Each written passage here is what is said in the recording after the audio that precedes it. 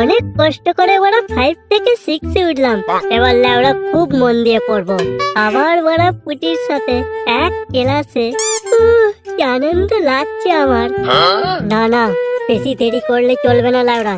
এক্ষুনি ওরা শান্তির ছেলে কঙ্কাল সুযোগ পেলেই পুটির পাশে বসে পড়বে। লেওড়া তাড়াতাড়ি যাই, পুটির পাশে আমাকে বসতেই হবে।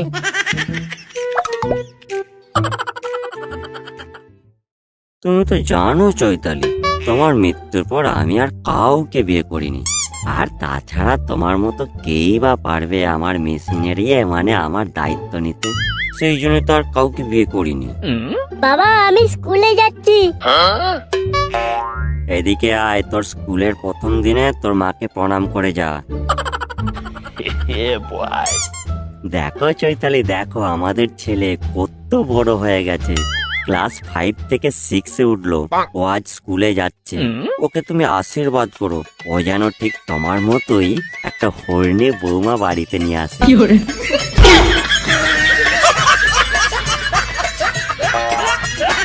আচ্ছা বাবা, মা আমাদেরকে ছেড়ে চলে গেল কেন?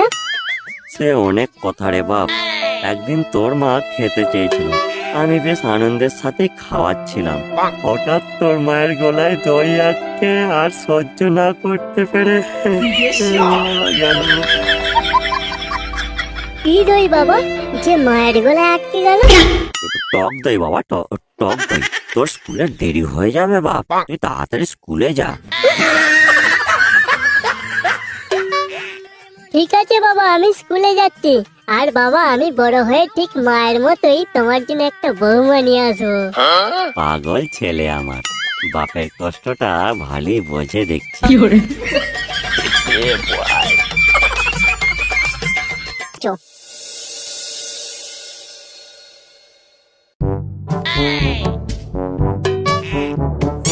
নারু, এই নারু, এই শান্তির ছেলে নারু, স্কুলে যাবি না? এই যে হয়ে গেছে রে, দাঁড়া একটু। তাড়াতাড়ি আয় লাউড়া, না হলে আমি চলে যাচ্ছি। আরে ও তো তারা কিসের বলতো লাউড়া, এই তো সবে মাত্র 9:30 বাজছে। তারা থাকবে না? শান্তির ছেলে কঙ্কাল কদিন ধরে পুটির কাছে বসার জন্য ঘুরঘুর করছে, তাই তো তাড়াতাড়ি যাচ্ছি পুটির কাছে বসবো বলে। শুধু কঙ্কাল নয়, ফটকেটাও ছুকছুক করছে পুটির পাশে বসার জন্য। কি ফটকেটাও আজকাল এসব করছে? হ্যাঁ রে, সেদিন তোমার স্কুলের পিছনের বাঁশ বাগানটার দিকে পুটি টেনে টেনে নিয়ে চলে যাচ্ছিল। ভাগ্যিস লেওড়া আমি সেই সময় পৌঁছে গেছিলাম, তা না হলে যে কি যে সর্বনাশটাই হতো কে জানে। দেখেছিস লেওড়া কেমন সব হারামি দেখেছিস? দগু মারানি গুলো মেয়েটাকে 12 ভাতারি করে ছাড়বে। তাই তো বলছি লেওড়া, মারা তোর বাপকে পুটির বাপের সঙ্গে কথা বলে এই সময় বিয়ের ব্যাপারটা ঠিক করে নে। কে কখন ঘাবলে দেবে তখন মাথা পুড়ে মরে গেল, কিছু করার থাকবে না লেওড়া। এই তো সবে মাত্র 5 থেকে 6 এ উঠলাম, এখনই বিয়ের কথা বলবো বাবাকে? এখন বলবি না তো কি সেই সব ঝরে গেলে বলবি? ঝরে গেলে মানে কি বলতে চাইছিস তুই? লালের কথা বলছি দগুমা রানী। লাল ঝরে গেলে কি সব বলতে চাইছিস বলতো মারা, একটু খুলে বলবি? মারা এদিকে আয়, তোকে পুরো ব্যাপারটা বুঝিয়ে বলছি। হ্যাঁ হ্যাঁ তাই তো, আমাকে পুরো ব্যাপারটা বুঝিয়ে বলতে লাগলো, কেন এত তাড়াতাড়ি পুটিকে বিয়ে করতে হবে? এই দেখ বাড়া আমার কি বুঝিয়েছে। আরে বাড়া, এত লাউড়া ছোট ছোট চুল গজিয়েছে রে। তোর প্যান্টটাও খুলে দেখ, তোরও গজিয়েছে। আমারও গজিয়েছে, ওই দেখি তো লাউড়া। হ্যাঁ রে বাড়া, আমারও চুল গজিয়েছে রে। তবে তোর কেন পুটিকে বিয়ে করা দরকার এবার বুঝলি তো? সবই তো বুঝলাম, কিন্তু চুল গজানোর সাথে বিয়ে করার সম্পর্কটা কি? আরে তুই এর মানে বুঝতে পারছি না? তোর ওখানে চুল গজিয়েছে, যেটাকে হিন্দিতে বাল বলে। মানে তুই বিয়ে করার যোগ্যতা অর্জন করেছিস রে পাগলা। তুই সত্যি বলছিস ভাই, আমি বিয়ে করার যোগ্যতা অর্জন করেছি? আরে ভাই একদম সত্যি। এর থেকে বড় আনন্দের কি আর কিছু হতে পারে? এই শোন না, আজকে আর স্কুলে যাবো না। এই এত বড় আনন্দের খবরটা না আমার বাপকে বলে পুরো চমকে দেবো, বুঝলি তো? তো তোর বাপকে খবরটা বলবি? হ্যাঁ রে বাড়া, এত সুন্দর একটা খবর আমার বাপকে বললে না সত্যি চমকে যাবে লাউরা। একবার তো বলি দেখ তোর বাপকে, কেলিয়ে যদি না তো সব বাল ঝরিয়ে দেয় তো আমার নামে কুত্তা পুষবি। কি রে কি ভাবছিস? আমার বাপকে কথাটা বললে চমকে যাবে তো? হ্যাঁ একদম, শুধু চমকাবেই না বরং তোর বিয়ের প্রস্তাব নিয়ে পুটির বাপের কাছে দৌড়াবে। তবে তাড়াতাড়ি চল লাউরা, আমার বাপকে এই ভালো খবরটার একটা সারপ্রাইজ দিয়ে পুরি চমকে দেবো।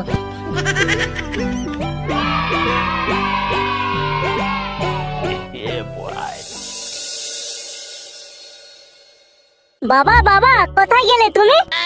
কি রে কি ব্যাপার, স্কুলে না গিয়ে বাড়ি চলে এলি যে?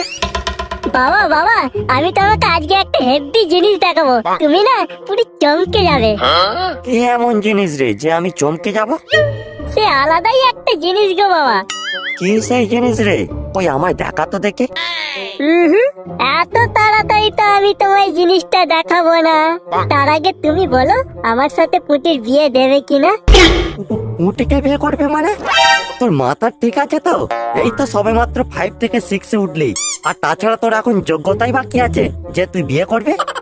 যোগ্যতা আছে বাবা, যোগ্যতা আছে, আর সেই জন্যই তো তোমাকে জিনিসটা দেখাবো বলে স্কুল থেকে বাড়ি চলে এসেছি।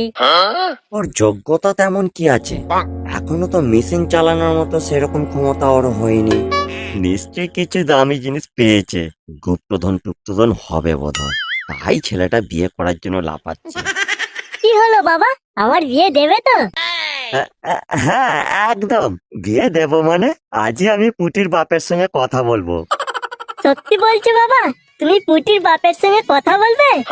হ্যাঁ রে, একদম সত্যি। এবার তো আমায় দেখা কি এমন জিনিস যার জন্য তোর বিয়ে দিতে হবে। এখানে নয়, আমি তোমায় অন্য জায়গায় দেখাবো, চলো আমার সাথে। অন্য জায়গার কথা বলছে মানে নিশ্চয়ই গুপ্তধনই হবে। না না, বেশি দেরি করে লাভ নেই, তাড়াতাড়ি যাই গিয়ে গুপ্তধনটা নিয়ে আসি। বাবা বিয়ের পর কিন্তু আমি আর স্কুলে যাব না, পুটি রান্না করবে আর আমরা দুই বাব্বাটা মিলে খাবো। রাতের বেলায় পুটি আমার সেবা যত্ন করবে আর দিনের বেলায় তোমার সেবা যত্ন করবে, কত মজা হবে তাই না? আচ্ছা আচ্ছা ঠিক আছে, তাই হবে। আর কত দূর যেতে হবে বাপ আমার? বেশি দূর না বাবা, ওই সামনের ঝোপটার পিছনে চলো, ওখানেই তোমাকে আমি দেখাবো। তাহলে ওই ঝোপটার পিছনেই গুপ্তধনটা আছে বোধহয়। দেখো চৈতালি দেখো, তোমার ছেলে গুপ্তধনের সন্ধান পেয়েছে।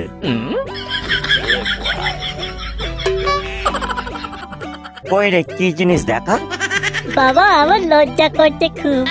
এতে লজ্জার কি আছে? আর তাছাড়া বাবা মায়ের কাছে ছেলের লজ্জা করতে নেই।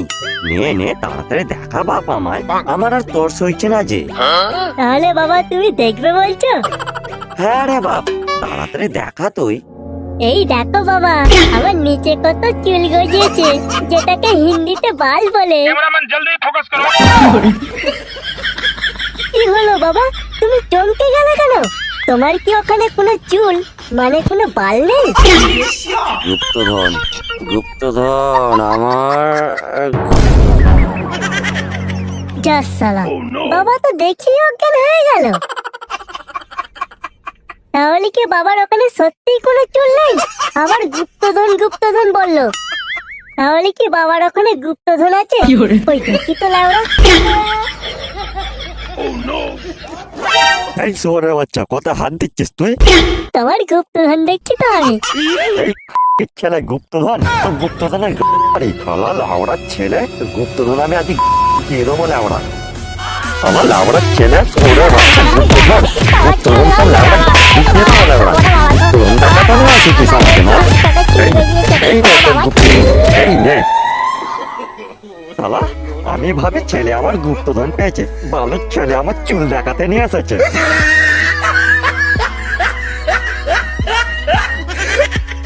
বাবা তুমি এইভাবে আমার সব চুল ঝরিয়ে দিলে।